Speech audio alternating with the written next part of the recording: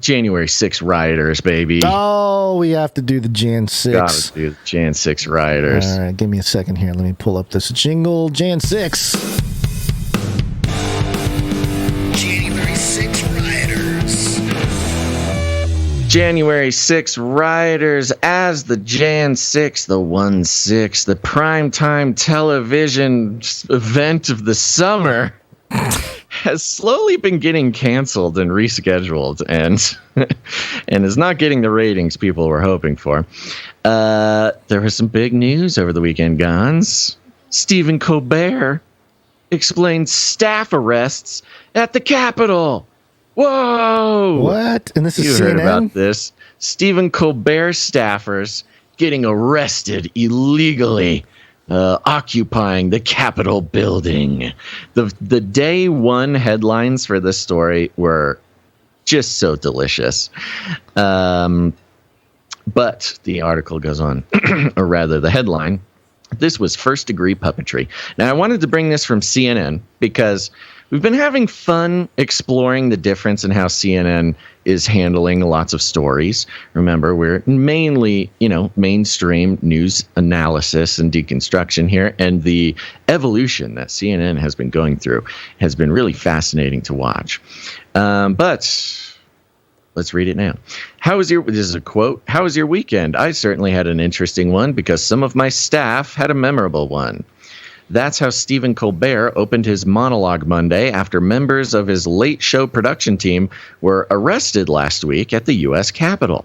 This was first-degree puppetry, Colbert said. Colbert explained that members of his staff, including Triumph, the insult comic dog, which I'm pretty sure has produced the show before. A puppet voiced by comedian Robert Schmiegel went to film a comedy segment tied to the January 6th hearings for 2 days last week in the congressional offices across from the Capitol. The host said that the staff went through security clearance and were invited into the offices of the representatives they were interviewing, which is important to note since Triumph, quote, works on Dracula rules, according to Colbert.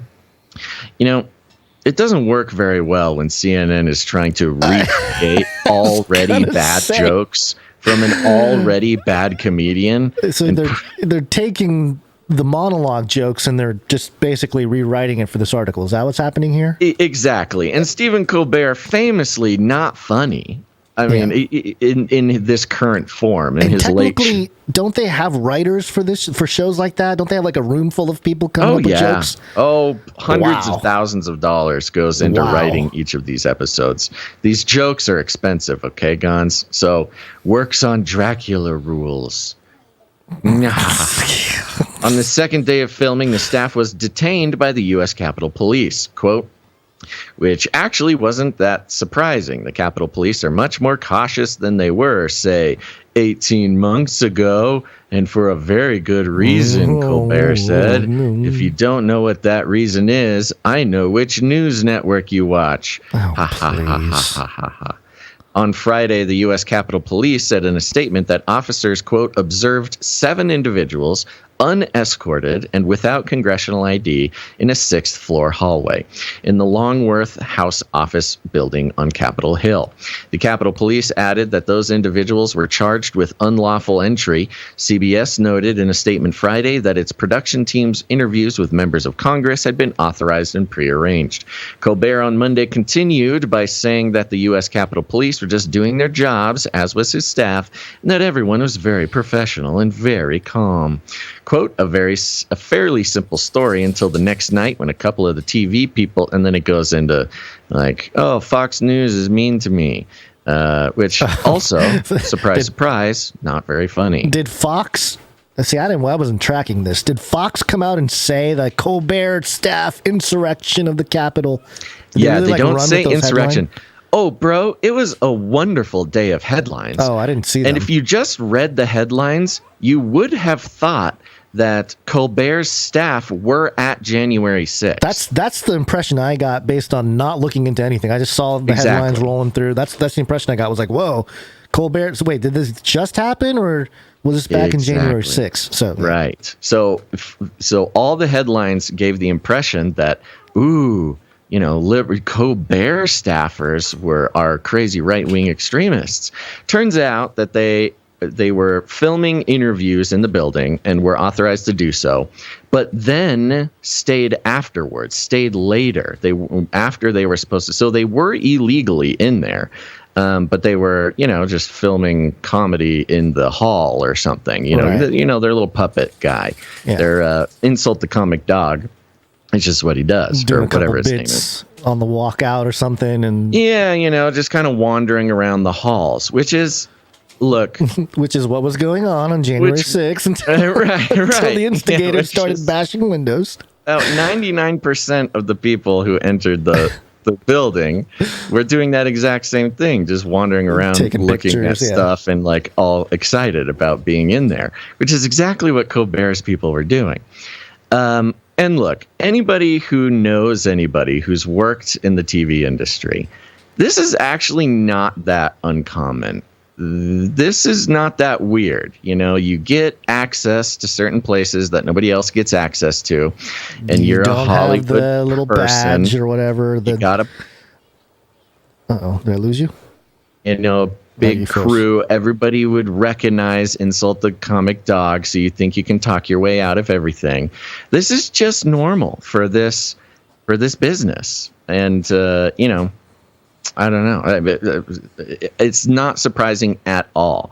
Being on this side of it, one can see that it doesn't look great, and that it looks like entitled Hollywood people basically being completely tone deaf to the idea of illegally being in the Capitol building, even because you're so important, you're making a television show, right? And so they got arrested and booked and processed and everything. And there's pending court cases and stuff for these TV people who were kind of. I mean, it was a bad move. It was a bad move, but I could see how they wouldn't really think that it's any different than any other place that they weren't supposed to be in filming. They'll probably get off scot-free, right? They're not going to get into too much trouble here. I don't imagine. Know. We'll see. Probably not. But here's the kicker of it. Okay. Colbert ended his recount of the incident with a satirical history lesson of puppet lawlessness. Oh, yeah. The Great Muppet Caper, the Fraggle Riots of 1980s. How would you think King Friday came to... He's referencing TV shows from the 80s that almost none of his audience are going to understand. In this case, our puppet was just a puppet doing puppet stuff. And sad to say, so much has changed in Washington that the Capitol Police do have to stay on high alert at all times because of the attack on January 6th. And as the hearings prove more clearly every day, the blame for that actual insurrection all lies with Putin's puppets. Oh. Dun, dun, dun. And I just find it so ironic because Stephen Colbert, not necessarily a talented comedian by anybody's standards, is infamously a puppet of just whoever gives just democratic status quo. I mean, he's not, you think of comedian. A comedian is a comedian. Yeah. Everybody agrees Stephen Colbert is not a comedian. He is just an actor. Basil. Yeah. If you and I were both the puppeteers, the most joy we would get is watching our puppets talk about how, people that on their staff or whatever, or the puppets. Puppets talking about puppets. Puppets talking about puppets being mistreated would be the that's most what hilarious it is. thing. It's a puppet talking about a puppet. And then blaming Putin to put the cherry on top. And I think, I have a feeling that this was actually staged, if not planned or staged. I don't think it was staged. I think they really did get busted. But, these people, nothing's going to happen to them. But it's great publicity for the show. And he gets to blame the fact that, oh, my good Hollywood liberal comedians can't stalk the halls of the Capitol building illegally at night. 6th, it's about 8:30 p.m., by the way, that this happened. They can't illegally stalk the halls of the Capitol building, all because of those Trump supporters, insurrectionists on January 6th. If anything, this should assuming it's a genuine sort of thing that happened, this should make them sympathetic to those people who were at January 6th, who you know, they weren't trying to do anything, but they got reeled into this whole insurrection conversation, maybe even arrested.